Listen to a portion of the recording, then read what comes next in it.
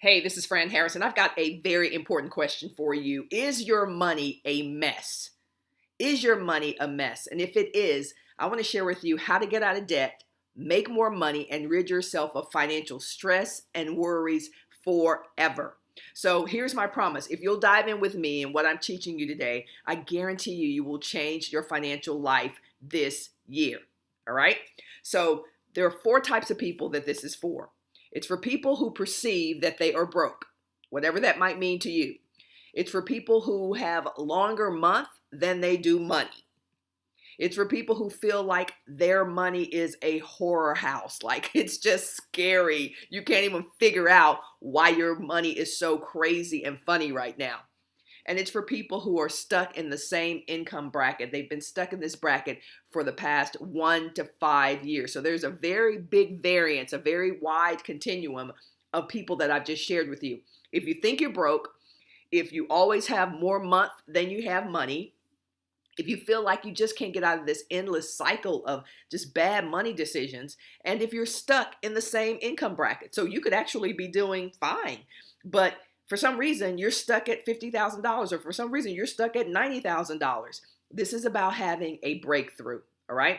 So there are four beliefs that you must literally overcome, and they are very common among folks, regardless of race, ethnicity, neighborhood, job title, industry. There are four beliefs that you have to overcome. A lot of people believe I cannot afford it, and yet they may choose to spend money on concerts, clothes, shoes, entertainment, right? Some folks believe I'm doing the best I can, and I'm not willing to sweat to have what I want. That's what I hear when people say, well, I'm doing the best I can. To me, you're just saying I'm not willing to put some money, some sweat into the game to have what I want, to have the financial reality that I want. There are some people who believe, well, everybody's just not going to be rich or financially free. Bull. What I hear is, I believe I'm supposed to struggle. And then the fourth belief is, I don't know how to change my situation. And what I hear when I hear that is, I'm scared. I don't have the knowledge. I'm caught up in maybe past imprinting and conditioning from my family, and I just don't really know how to get out of the situation that I'm in. Let me tell you that that's all right. All of that's okay. We're going to break down some of those beliefs so that you can have a big next 365 days. So let's talk about the first one. I'm supposed to be broke, right? I am supposed to be broke. Let me give you a real lean into the computer, your phone, or your tablet right now. Nobody is supposed to be broke. Let me repeat that. Nobody is supposed to be broke. Okay? Now, I talk about this in all of my books. Like whoever you are, whether it's your family, like your family of origin, or it's your ethnicity family, we've all been dealt a hand. There's no question about it. I don't even know you or your situation. You got dealt a hand. Maybe it was generations ago. Maybe it was last week. You got dealt a hand. And how you play that hand is 1000% up to you. So if you are broke right now, I guarantee you there are things in your brokenness, in your perceived brokenness, that you had something to do with. And maybe there are things that you didn't have something to do with it. So what I'll say to this is, fix the things that have lended and contributed to your brokenness. That's all you can do. You can't fix things out of your control. And the things that are in your control are decisions and choices. I'm gonna tell y'all something. Like, I did not grow up rich. My parents didn't even finish high school. I'm an African-American woman. So there are certain cards that are dealt to people in my gender, in my ethnicity, in my neighborhood. Excuse me. But there has never been a time that I believed that I was supposed to stay where I was. It doesn't matter what it is. So crack the belief that you are supposed to be broke. You are not supposed to be broke. You can do something about the hand that you've been dealt. All right. So that's belief number one. Belief number two, I can't afford it. Right? I can't afford it. And yet I see people. I got to tell you, I see people I love, know, and respect, who are spending money on things that they really shouldn't be spending money on, given how much money they make a year. I know folks who spend money on cars for their kids. They ain't got enough money to be buying their kids a car, and yet for some reason they figured out a way to get these kids cars. I can't afford it, but I'm choosing money on Kevin Hart concerts and, um, you know, Essence Festival and Funnel Hacking Live. And there's nothing wrong with any of those things. But if you are having a difficult time paying your mortgage or your rent, or you're not at the point yet where you can actually just buy a car with cash, then you might want to look at how you are spending your money. If you're spending your money on the latest Jordans or the latest, speak to myself, the latest computer, and you can't afford to put food on the table, you can't afford to go take a class in the community to get better skills, get a better mindset, you might want to look at how you're spending your money. It's not that you can't afford it, it's that you're choosing to spend your money on things that are not putting money back in your pocket. All right? And I always say, folks who say I'm doing the best I can, again, it's I'm not willing to sweat to have what I want. I'm not willing to sweat to have what I want. We are never, I know this is going to sound counterintuitive to many of you who love to say, I'm doing the best I can. When I can do better, when I know better, I'll do better. Again, I say bull. You are not doing the best you can. I'm not doing the best that I can, and I'm doing well. Y'all need to hear what I'm saying. At no time are any of us really doing the best that we can. And this is not that we're not giving good effort. It's that there's always better. There's always more that we can do. All right. So you got to sweat a little bit to win a game, right? I'm an athlete. Some of you know that. I'm a basketball player. If I'm not sweating, which doesn't mean physically, if I'm not exerting energy, I'm probably not getting really good results. Okay, so your best is not going to be my best, but you have to do better. And then people believe, again, everybody's not going to be rich or financially free. I believe I'm supposed to struggle. Like there are people I've heard, again, very educated by doing the rabbit ears, by the degree standard, very educated, very smart, very good people who are saying, well, if I'm in this situation, it means I'm supposed to be in this situation. Really? You made choices? You made choices that put you in this situation, and now you're going to make it a God thing. You're going to make it a universe thing. You're going to make it a spirit thing. Some of y'all are laughing right now. Some of y'all are mad right now. I'm telling you, stop saying things that are imprinting certain beliefs in your head that are just not true. You are not supposed to struggle. You are struggling because you have chosen the path of struggle. Period. So as soon as you decide to choose to be financially stress-free, to be financially free, to start to step into your genius so you can create more revenue and income, guess what? You will be off the struggle bus. And it will be because of a choice. All right? The fact that everybody's not rich and everybody's not financially free is a lot about choice. We hear about this all the time. We hear about people leaving like crazy situations in other countries or even in our country who said, I just can't take it anymore. I have to do something different. I have to go and do something different. Now, they could have stayed in their country where they were being abused and persecuted, and they risked their lives for a better life. So were those people supposed to struggle? Well, I guess if they had just stayed in the situation that they were in. What I'm trying to get us to understand is that it is about choice. If you get nothing else from my ranting in this training right now, is that the power of choice is so deep and wide and amazing that if you would just tap into your power of choice in any area of your life, it will be transformed. And then the last one is, I don't know how to change my situation. This is probably the easiest one to overcome because it's really about seeking the truth. It's about seeking help through people who have been and done what you want to do. All right. So it's okay to admit that you're scared. It's okay to admit that you may be caught up in a situation that This is all anybody in my family has ever done. We've all gone to work for people. We've all had bad credit. We've all never made more than $50,000. Like, this is what my family does. And and I'm saying that an example of what some of you may be feeling. There are one of the hardest things to break out of and to break through is family of origin mess. Because it is so far and deep in you. You have literally lived vicariously through a lot of the people who raised you and the people who raised them.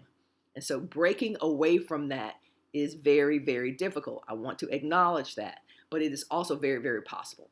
Okay? It's okay that you're scared. It's okay that you don't know what you want to do or how you're going to do it, because the knowledge part is all around you. And if you will just seek the knowledge of how to get out of your situation, guess what? You know the adage, seek and you will find. If you really want to get out of your situation, then things will start to show up in your life to help you get out of there. All right?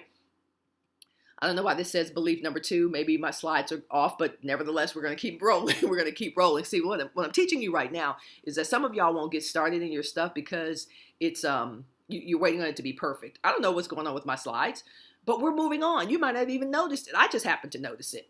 That belief number 2 was on all those slides. And that's cool, because the stuff I'm trying to teach you is not about a headline.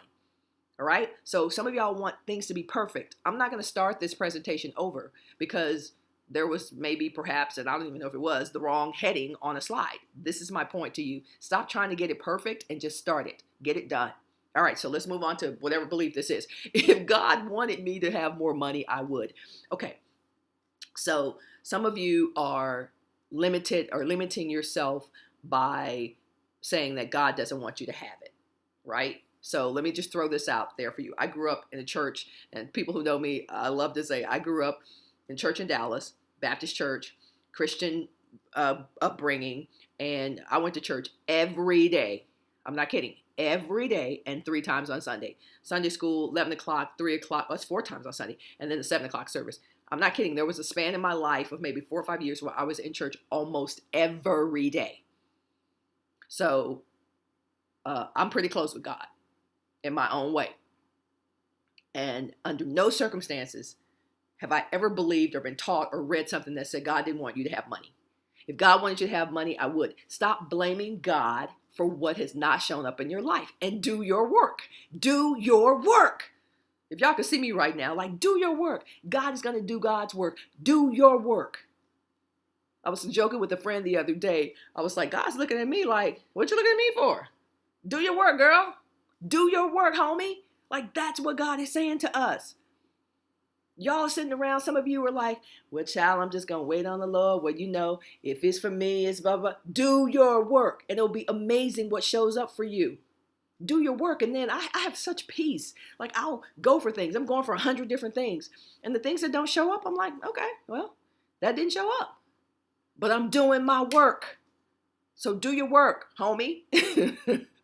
All right, belief number 3. I talked about this. I can't afford it, right? I'm doing the best I can. Everybody's not going to be rich. All those things. I don't know how to change my situation. This belief is evil. Money is evil. Some of you have convinced yourself that money is evil, and that's why you don't have any money. That's why you don't have any money. Right? And you think that whatever book you're reading backs it up.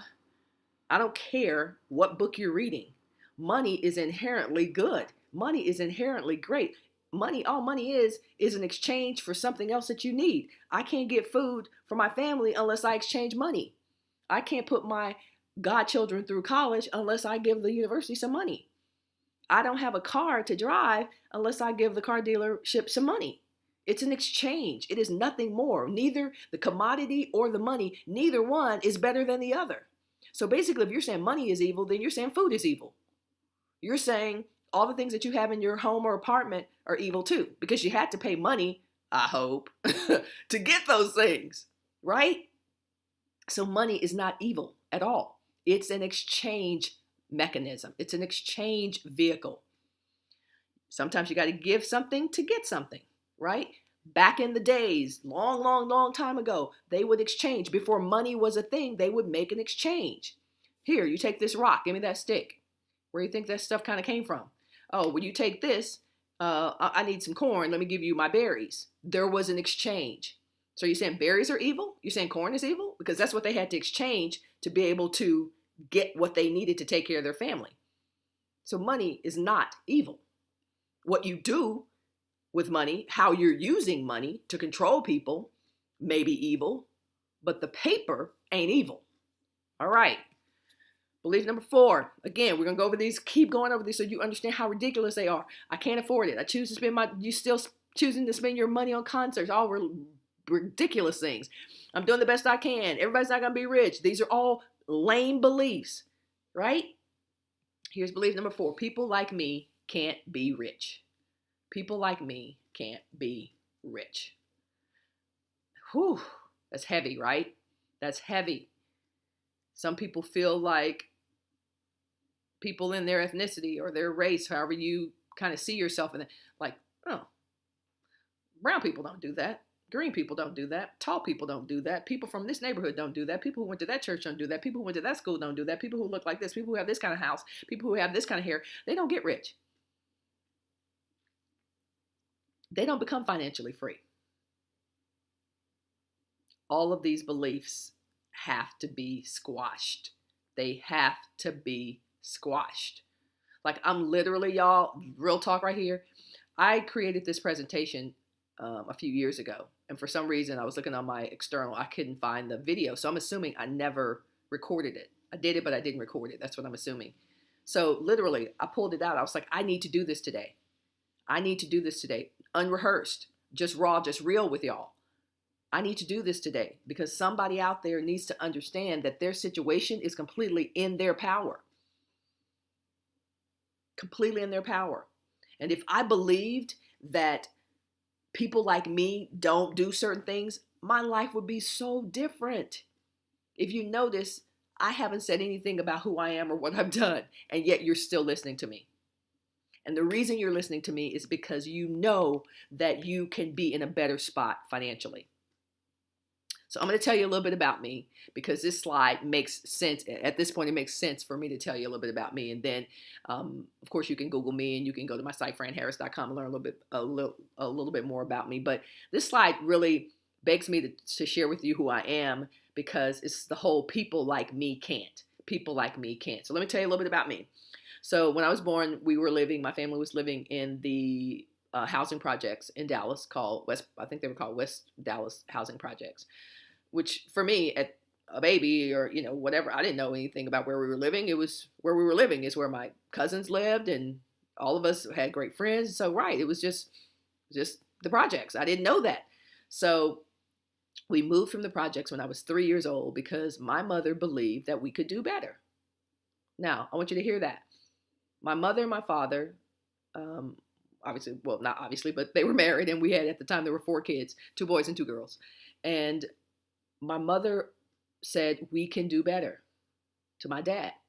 Well, my dad didn't want to move from the projects because, think about how little money they were paying in the 60s, 70s for living in the projects. Probably less than $20 for rent. So, which may have been a lot of money at that time, but the fact of the matter is my mother believed that we could do better. So she started the sales job of trying to help my father understand that yes, our family is here, everybody's around, it's so good, we're barbecuing, we're having a good time, we live in La Vida Loca, but we can do better. And so finally, my mother just started looking for houses. She started looking for houses. And this is such an amazing story because it shows the power of being in relationship with people who know you can do better, know they can do better, and aren't just going to keep talking about it, sitting on their front porch talking about, we can do better. They're going to do something about it. So anyway, my mom started driving around trying to figure out where we were going to live. And she found some houses in Oak Cliff, which was about maybe 10 minutes away from the projects, but it felt like a world away from the projects now when I go to Dallas now and I drive over there. So eventually, Dad was open to the idea. Didn't want to do it, but Mom was like, we're doing it. We're moving. We can do better. And so she found this house. one house. And then my dad wanted a house that was in Oak Cliff, but it wasn't quite as great as the house that we ended up living in. And my mother's like, no, we're not living there. I'm not going to have my kids living there. She had all her sales presentation all mapped out. So eventually we found a house, corner lot. You know, mom was on it. Corner lot, got the house, and we moved in it when I was 3 years old. So at that time, I really didn't know a whole lot about the projects. Again, I'm 3 years old when we moved, so it was just where we lived. And so we moved because mom said we can do better. Now, my mother had a choice. She could have stayed in the projects like a lot of her friends and family members did. She could have stayed. She could have been comfortable, you know, could have been banking a lot of money while we're living in the projects, but she said we can do better. And so we moved. So let me tell you what happened when we moved. What do you think happened to the people who were in the projects? The majority of them said, shoot, I'm staying over here with this $20 rent is what I'm going to do, boo. That's what I'm doing. But some of them, probably 30 to 40% of them, decided what? That they could do better. That they could do better as well. And so what we started to see several years after we moved out of the projects is that some people were like, hey, well, maybe we could do better. Let's move. And that started to happen, y'all. People started to move because they saw what we were doing. They saw the model that my parents were sharing with people. Now, my mom had just said, well, people like me in the early 60s, mid 60s, late 60s, we just stay in the projects. We take whatever the government gives us. We just chilling in the cut. If using all these terms, some of you guys are not familiar with these terms. Many of you are familiar with these terms, but y'all know what I'm talking about. So because she felt like we could do better, she burst the myth that people like us couldn't do certain things. Of course we can do certain things. If we put our minds to it, we get a plan together and we follow through. That's the formula for doing things. So people like me, if I had just said people like me can't do any better. People like me can't do anything. Let me tell you something. I didn't play basketball until I was a sophomore in high school. Eventually got a scholarship to the University of Texas. And from there, because my mom has set the example of being better and setting your sights on things higher, I now have 2 journalism degrees, a master's in business. I've traveled to 30, 40 countries. I built a business, 6, 7-figure business, multiple 6, 7-figure businesses. I'm about to open a $15 to $20 million sports facility near my hometown of Dallas. But if I had just said that people like me can't and just fill in the blank, none of that would have happened.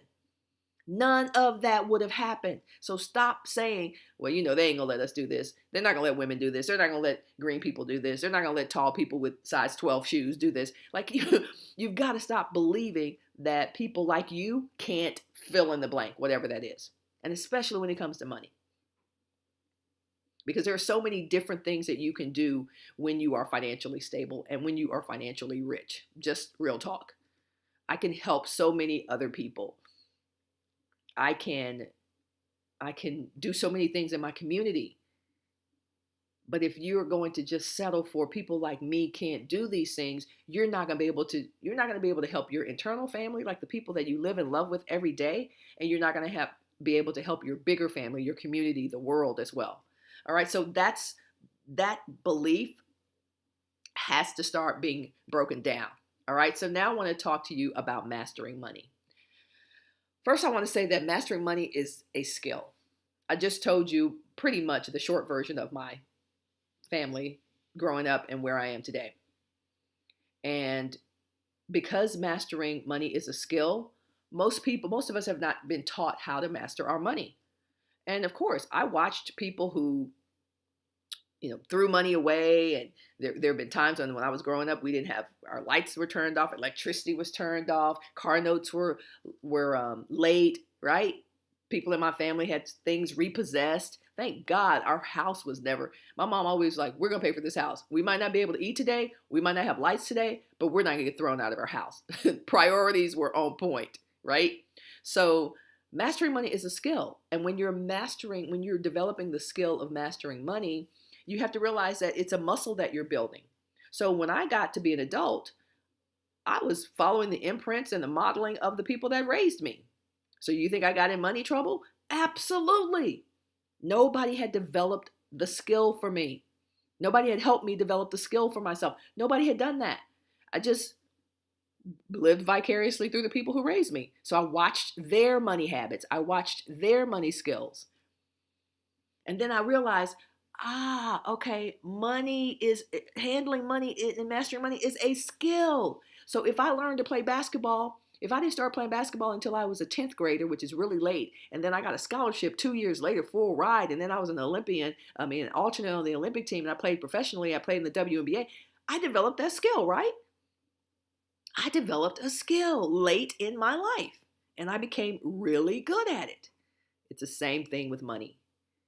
So it's not about whether you're smart or technical or needed to major in finance or trade stocks. It is a skill, and therefore anybody can learn to master money. All right? It's a series of skills that you learn. Now, here's the thing. It's also a psychology, because a lot of people do things with their money because of their psychology, right? And I'll teach you this in a presentation, a course that I'm going to tell you about in a little bit. But I just wanted to tell you that wherever you are, you can become a more skillful money master. Isn't that exciting? That's really exciting. All right, so mastering money is a habit. All right, so I got in trouble financially just being asleep at the wheel. That's basically it. I was sleeping. All of a sudden, oh, snap, like, oh, that bill was due. Just not paying attention. All right, so it's a habit. So there are things that you can do in your life to make sure that you are on top of your money skills. Like you've heard people say this before, like having your bills automatically taken off your card or out of your bank account. Okay, every month I print out my financial statements and so that these are my stock statements, any mutual funds that I have, anything like that, my bank statements, all that, and I just have a financial meeting with myself. That's a habit, right? The habit of knowing where your money is. All right. Then there's mastering money, and it all starts with beliefs. Believing some of the things that I talked to you about, like you deserve to be financially free. You deserve to have a life free of financial stress. Those are beliefs that start to make you better with your money. And then mastering money requires commitment. Right? So that's why if you build your money mastering muscles, then you start to make a commitment to yourself, not just for this year, but forever, so that you don't get in financial straits. All right? So let's talk about the 4 questions that you must answer to achieve your next level of financial freedom. Question is, do you love your money? If you read my book, The Intentional Millionaire, you know how I feel about romancing my money. Do you love your money? Here's the deal. We all want to feel appreciated. Don't you? Don't you want to feel appreciated? I want to feel appreciated. Money wants to feel appreciated. So, on a scale of 1 to 5, with 5 being mastery, how much are you appreciating your money? How much are you appreciating your money right now? And appreciation is not just saying it, but it starts with saying it. It's also showing it. So 2 things. If you appreciate your money, you need to tell your money that you love it. I literally have a framed bill in my bathroom and several places in my house so that I can see my money at all times. And when I wake up in the morning, I go to my bathroom, I go to wash my face, I look down, I see this framed money, and I say, hey, morning, I love you. I'm not kidding. I'm not joking. This is real talk. Real talk. How you doing? I said, I appreciate you. We handled up on that thing. I was like, oh, it's been a big, we spent a lot more of you this month than we wanted to, but it's all good. I'm glad I had it. Like, I have those conversations with my money. So appreciate your money. Very, very important. Is money afraid of you? Is money afraid of you? Listen, nothing can grow in an environment where good decisions aren't made. So maybe money is eluding you. Maybe money is staying away because money is checking out all the other money that you're not really taking care of. You're not being a good steward of it. It's true. Money will stay away from you because money does not want to be wasted. Does not want to be wasted. So think about that. What kind of environment, what kind of environment are you creating for your money to grow or not? Are you honest with your money? Integrity around money helps you to attract the opportunities that bring you more money. Now, some of y'all are saying, well, I don't know about this because I know some drug dealers who are making a lot of money. They pulling in a lot of cheddar. They stacking a lot of paper. Yeah, but that's not real integrity. We're not talking about that. Let's exclude drug dealers and the mob and people who are doing crazy things with money and just talk about regular folks like me and you. Integrity around money helps you to attract opportunities that bring you more money. Let me explain what that is. So right now I'm in the midst of raising $20 million.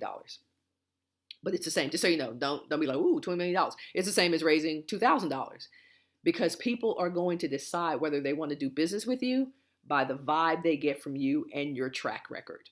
So I have integrity around my finances.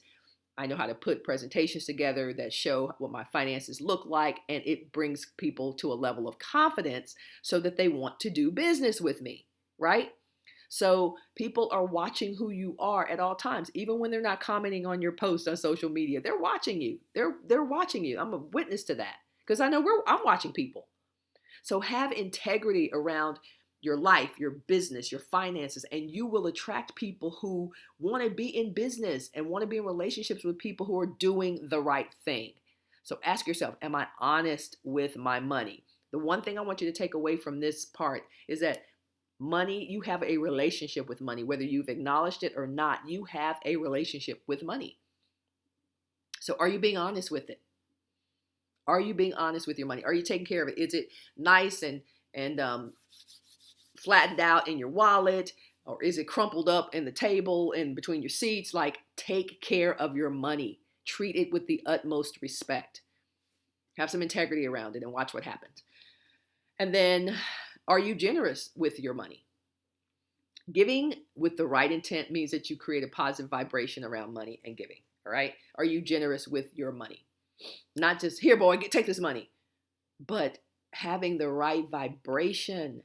I had to change this recently. Just true quick story. I had to change this recently because a member of my family, I just want them to be in such a different place so they can stop borrowing money, stop being a borrower. And so with that feeling, right, my vibration was a little negative whenever I would give this individual money.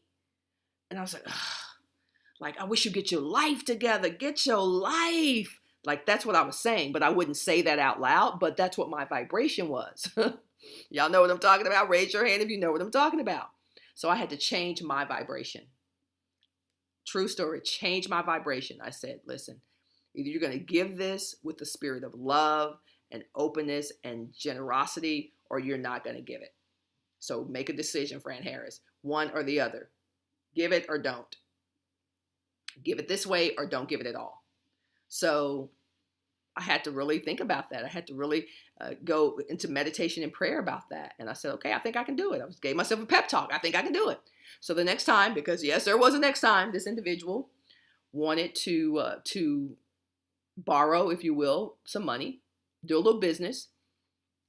I did it with a different vibration.